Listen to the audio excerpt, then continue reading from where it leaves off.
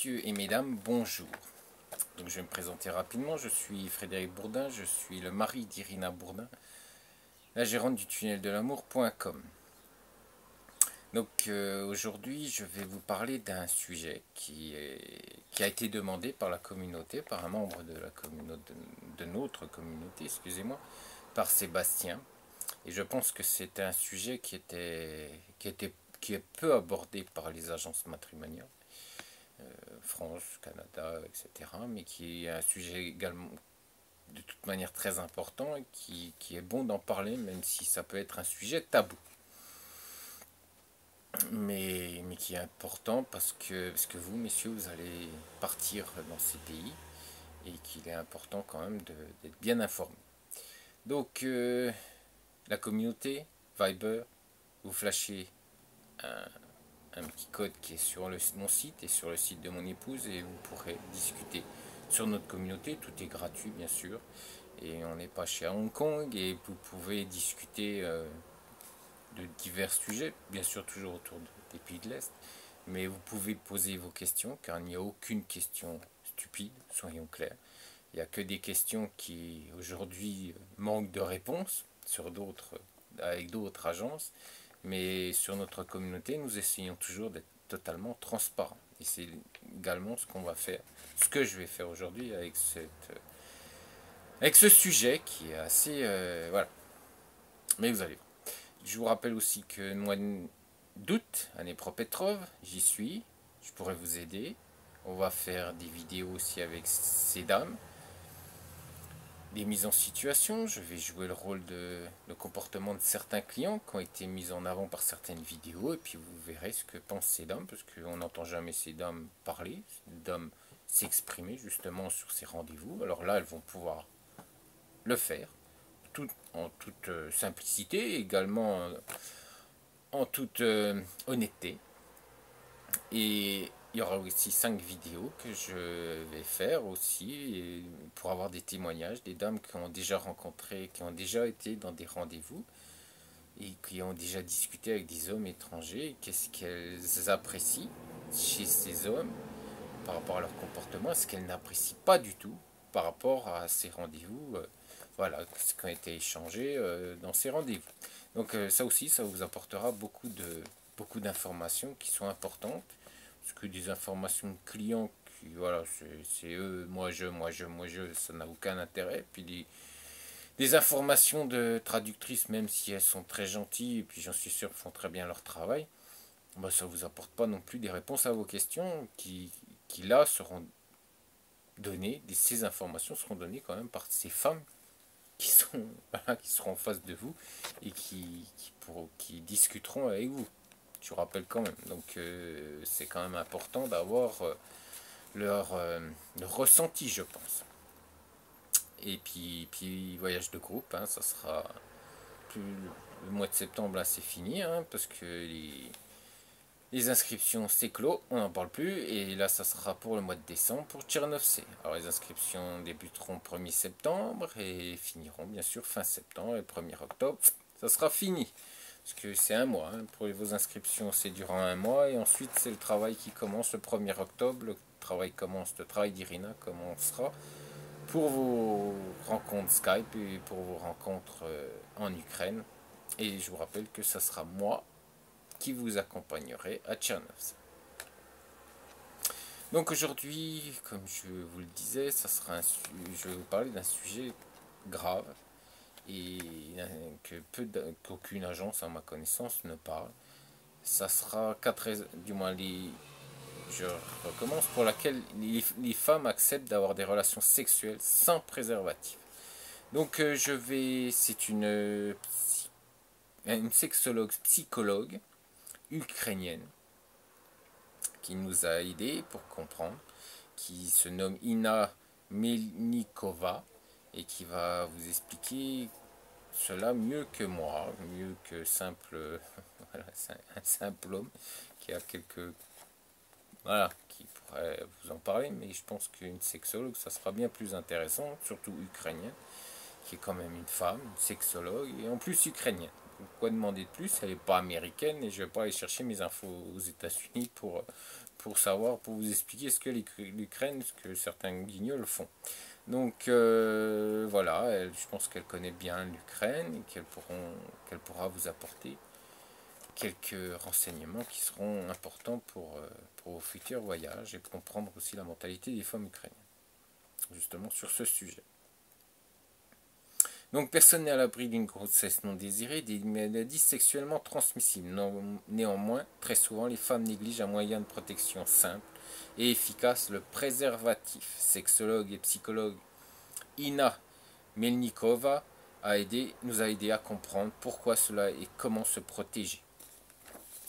Eh oui, oui, monsieur, oui, si on veut de l'info, il faut aller chercher où il faut, hein, pas faire tout et n'importe quoi, comme monsieur HK le fait très souvent. Alors, nous aurons 1, 2, 3, 4, oui, nous aurons 4 dames qui vont pouvoir témoigner pour exprimer un peu les idées. Et puis, par rapport à ces 4 témoignages, c'est enfin quasiment la globalité de la façon de penser de ces femmes ukrainiennes.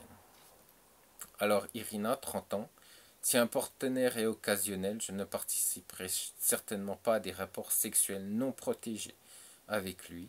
Néanmoins, je comprends que c'est dangereux pour la santé, c'est que le risque est trop élevé.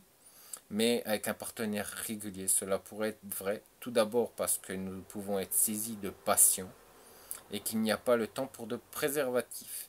Deuxièmement, je suis moi-même plus heureuse sans contraceptif. Et troisièmement, quand il y a confiance, vous pouvez apprécier le sexe sans chichi. C'est la dame qui le dit. Alors, le deuxième témoignage, Olga, 25 ans, quand je commençais à avoir des relations sexuelles, je ne pensais jamais à la sécurité. C'est juste que personne ne m'a expliqué à quel point c'était important pour la santé. Je ne connaissais pas grand-chose des MST, pensant que c'était tout simplement des maladies.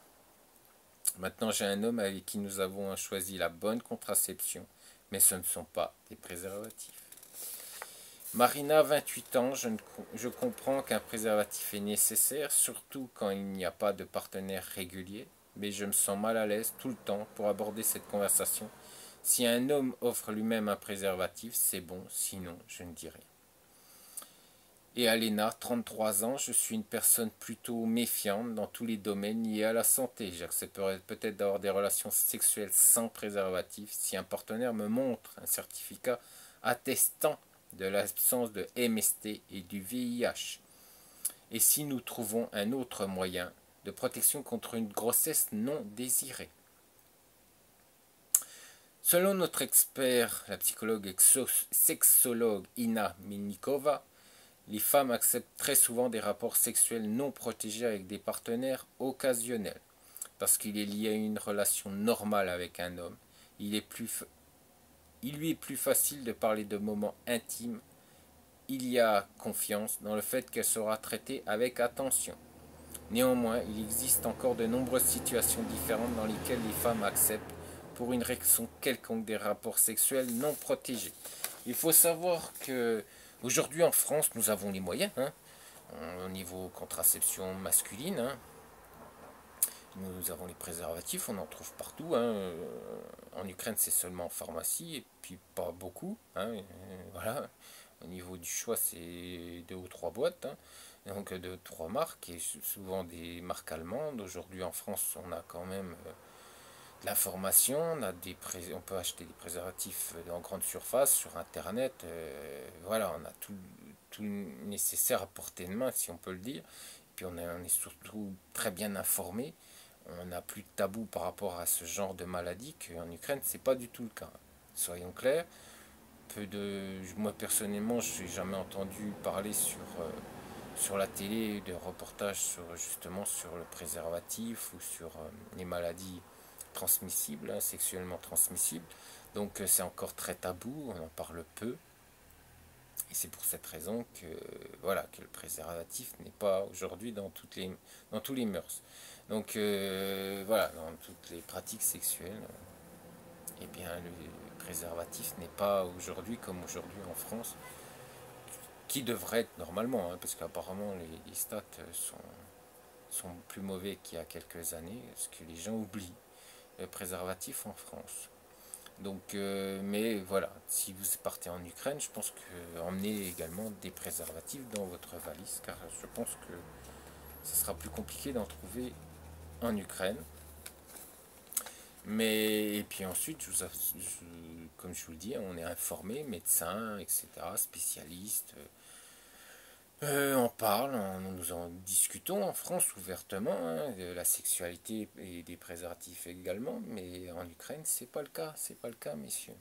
Donc c'est à vous aussi de renseigner la dame et puis de faire comprendre les dangers de ne pas porter de préservatif lors de votre relation sexuelle. Il faut savoir aussi que, alors voilà, je vais être un peu direct, que même un peu cru, mais ces dames ukrainiennes n'ont pas l'habitude d'ouvrir les cuisses au premier venu non plus. Hein. Il y a certaines dames qui, depuis un an, n'ont aucune relation sexuelle, n'ont eu aucune relation sexuelle, puis ça peut aller jusqu'à 3 ou 4 ans. Hein. Donc on est bien clair que la sexualité non plus, c'est pas franchement... Voilà, au niveau... Ils ont quand même... ils ont besoin de connaître l'homme, elles ont besoin d'une relation stable et sérieuse pour avoir des relations sexuelles avec lui. Alors la voiture, bien sûr, en France. Ensuite, il faut savoir que ces dames vivent souvent chez les parents. Eh oui, même à 40 ans, elles peuvent vivre chez les parents. Et oui, oui, oui, tout à fait. Donc là non plus, pour avoir des relations intimes avec un homme, c'est aussi très compliqué. Elles n'ont souvent pas de voiture, très très souvent pas de voiture. Donc comme en France, nous, ça arrive aussi qu'on fasse ça sur la banquette arrière. Ben elles, ça, c'est pas possible. Et puis on fait ça aussi dans la nature. Hein, parce que voilà, on aime bien aussi en forêt, mais elles non plus, elles sont très pudiques, donc faire fort ça en forêt, c'est pas non plus trop sur leur trip, surtout avec un homme qu'elles connaissent peu. Donc voilà, maintenant, bien sûr, vous pouvez, comme vous serez à l'hôtel, ce sera plus facile, mais attention, hein, des dames n'accepteront pas. Voilà, c'est peut-être très souvent, ce sera votre deuxième voyage, vous allez aller la revoir, que là, elles accepteront d'être voilà, plus intimes avec vous. Mais souvent, 99%, le premier voyage, non, non, elles accepteront pas parce que ce sont en agence matrimoniale des femmes sérieuses et qui ne, du moins dans l'agence de mon épouse, qui n'accepteront pas de rapport sexuel facilement. Mais il y a quand même 1%, un petit pourcent où ça pourra arriver. Surtout si vous leur plaisez et que physiquement, voilà, vous êtes charmant et que ça fait quand même 3 4 ans qu'elles n'ont pas eu de rapport sexuel. Donc là, ça peut arriver aussi. Hein. Je ne vais pas vous dire que non, non, non, ça jamais, jamais, non, non, ça serait vous mentir, mais très peu, voilà, très peu accepteront. Mais ça sera souvent sur votre deuxième voyage où là, oui, elles vont accepter parce qu'elles vont mieux vous connaître, comme je vous ai expliqué, hein, sur votre façon de continuer à correspondre avec ces dames quand vous revenez d'Ukraine. Et ce qui est important aussi par rapport à justement pouvoir continuer à discuter avec ces dames sur Viber et elles auront besoin. Mais ça, je vous l'explique dans une vidéo de la semaine dernière. Je vous l'explique tout ça dans une vidéo. Donc là, je vous ai fait le classement des pays en termes de propagation du VIH-Sida. Et je pense que vous allez comprendre que la France n'est pas bon élève et que même si on pense que tout est mis à disposition pour, puis même l'information circule très bien en France par rapport à ce genre de maladie, et bien que, ben, voilà, que le sida est très présent, du moins, le sida est présent en France, malgré le fait qu'on n'a plus de tabou par rapport à ce sujet. Donc je vais déjà vous nommer les 3 premiers pays où il faut, là, c'est très dangereux, avoir des rapports sexuels non protégés, même pour ma part j'en aurais même pas. Donc le Swaziland, le Lesotho et le Botswana, qui ont respectivement Swaziland 27% 20, le Lesotho 25% et le Botswana 21% 90, 21,90%. 21% 90. Oui, bon, c'est compris. Je suis désolé, je commence à un peu à avoir du mal. Donc Donc je vais vous donner les stats, hein, parce que je pense que ce qui vous intéresse, c'est la Russie, l'Ukraine et la Biélorussie. Hein, on est bien d'accord, messieurs. Mais vous allez comprendre que, que l'Europe, hein, pas bon non plus. Hein. Donc, pays de la communauté, c'est pas bon non plus. Hein. Donc, il y en a partout, hein, malheureusement, de cette, excusez-moi du terme, mais de cette saloperie, il y en a partout, et qu'on est, qu'on pense être protégé dans certains pays, mais on ne l'est pas plus que dans d'autres. Hein. Bon, bien sûr, il y en a certains, surtout de l'Afrique, il faut faire très très attention. Mais voilà, la Russie est 45e, avec 1% de la population. L'Ukraine est 48e, avec 0,90%. Et le Portugal, hein, le premier pays de l'Europe, de la communauté européenne, qui est 55e, avec 0,70%. Donc vous voyez que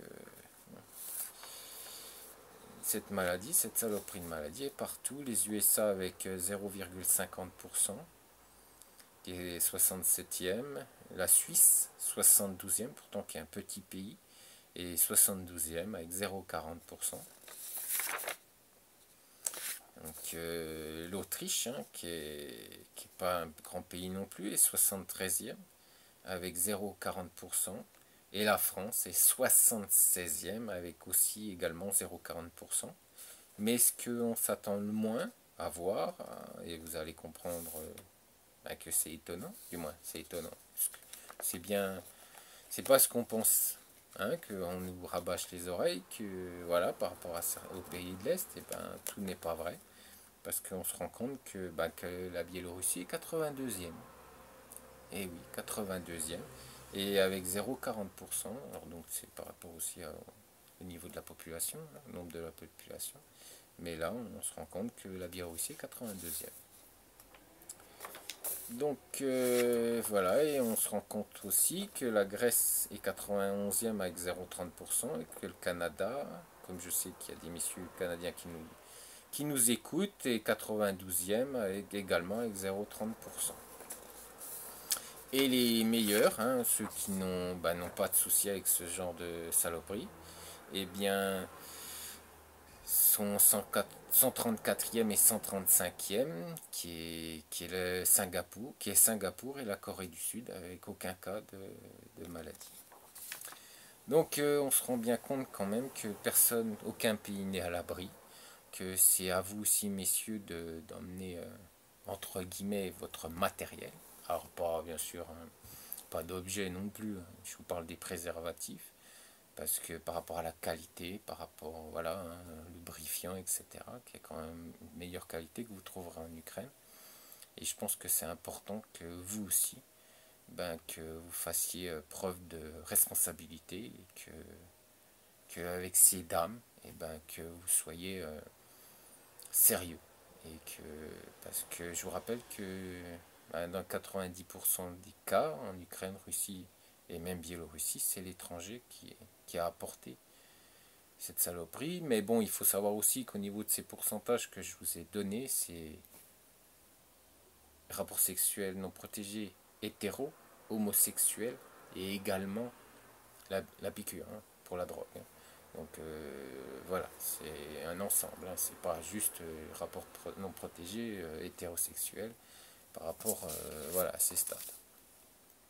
Mais c'est présent, et c'est présent dans toute l'Europe. Cette maladie est présente dans toute l'Europe. Voilà, je pense que c'était important de faire cette vidéo, ça a été demandé par la communauté, par Sébastien, et je pense que c'était, malgré le fait que c'est un sujet un peu, voilà, un peu dérangeant, mais qui était souhaitable d'en parler, et que malheureusement d'autres agences ne vous parleront jamais. Messieurs, comme on disait dans les années 90, je crois que c'était dans les années 90, sortez couverts, mais rencontrez des femmes charmantes, jolies, intelligentes, belles.